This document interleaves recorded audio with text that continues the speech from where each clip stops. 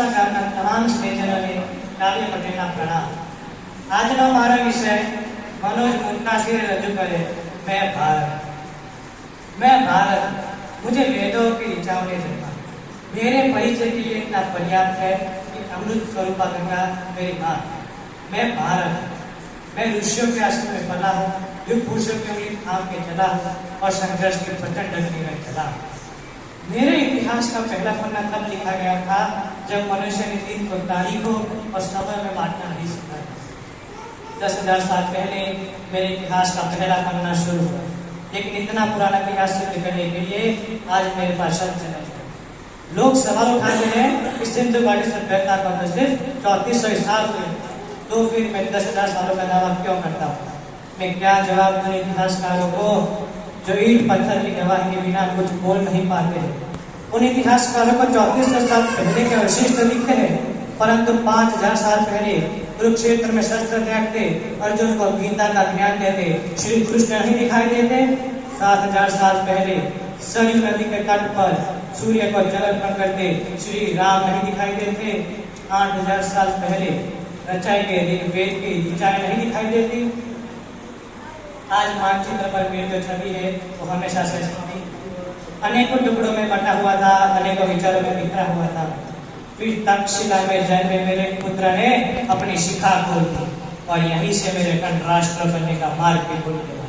आज की भौगोलिक भाषा में कहूँ तो चंद्रगुप्त और चाणक्य ने मुझे बिहार से बलूचिस्तान और कश्मीर से कंधार तक खींच दिया।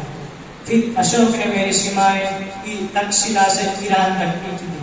सदियां बीतती रही, मेरी चमक बढ़ती रही, मैं सोने की चिड़िया कहलाने लगा। मेरी चमक दूर बैठे आक्रमणकारियों और लुटेरों को डुबाने लगी। मैसिडोनिया का वो महान राजा सिकंदर जो विश्व विजय पे निकला था, वो कंधार से मेरी सीमा में दाखिल हो गया। वो मुझे जीतने वाला था कि पंजाब का पुत्र राजा पोरस अपने पागल घोड़ों के साथ उसके सामने दीवार बन के खड़ा हो गया।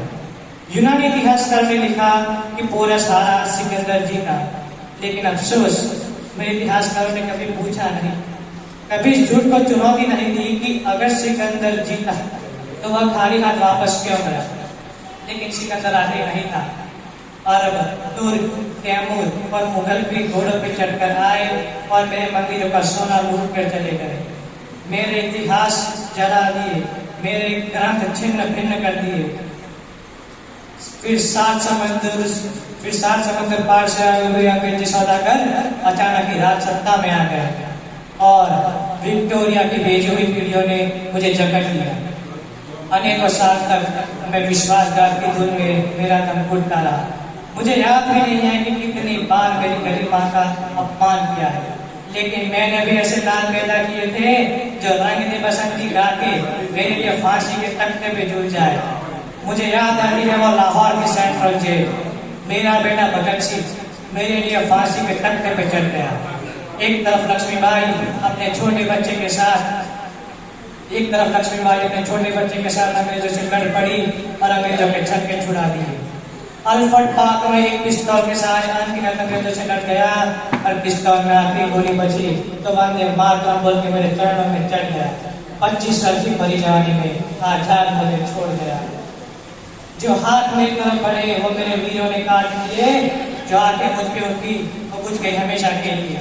मैं भारत हूँ, मेरे माथे में स्वतंत्रता का सूर्य चमकने वाला है, क्योंकि मेरे सीने में शहीदों की समाधियां है।